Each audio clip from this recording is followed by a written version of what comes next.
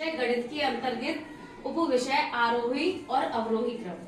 ठीक है बच्चों, आरोही क्रम दी गई संख्याओं को क्या करना है, हमें छोटे से बड़े के रूप में क्रमशः लगाना है।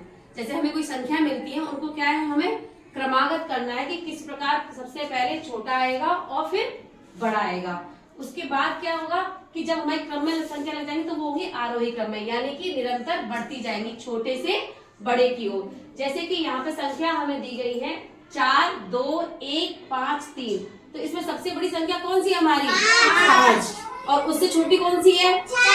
4। इसके बाद 3, 2 और 1। अब यहाँ पर क्या है, ये संख्या अलग अलग है, कोई क्रम नहीं है इनका, लेकिन हमें क्रम में लगाना है। तब हम क्या करेंगे, सबसे पहले हम छोटी संख्या कौन सी है? 1। तो 1 को हम यहाँ लेंगे, उसके बाद 2, उसके बाद 3, उसके बाद 4, उसके बाद 5। तो ये हमारा क्या है, क्रमागत संख्या हो गई, यानी कि छोटे से लेकर बड़े क्रम में 1 से लेकर 5 पर, यानी कि यहाँ से हमारा बढ़ता हुआ क्रम दिखाई दे रहा है, तो ये क्या कहलाएगा?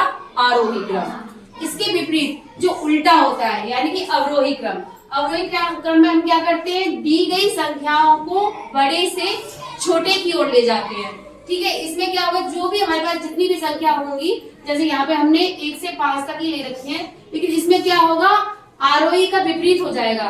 कैसे कि इसमें शुरुआत में बड़ी संख्या आएगी, बड़ी से घटते घटते हम लास्ट में छोटी पर पहुंच जाएंगे। जैसे यहाँ पर हमारे पास ये कुछ संख्याएं थी, 3, 5, 1, 2, 4।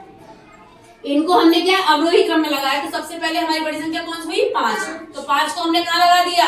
सबसे पहले।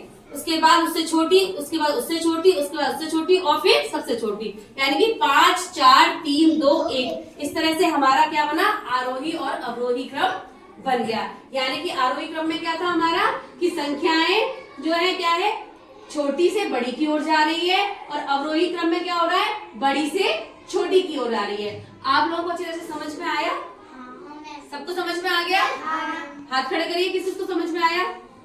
सबको आया। चलिए आदित्य हमें समझाएंगे, इस टीएलएम की सहायता से आदित्य हमें समझाएंगे कि किस प्रकार आरोही और अवरोही क्रम चलता है। बताइए। इस टीएलएम की मदद से हम आरोही और अवरोही क्रम आसानी से सीख सकते हैं। आरोही क्रम में जो एरो है वो बढ़ती हुई संख्या से होता था, और अवरोही क्रम में जो एरो है वो घटती हुई संख्या से होता था। जैसे कि यहाँ पर हमने 5 सीढ़ी दी देंगे, 1, 2, 3, 4, 5। ये तो हो गया आरोही क्रम।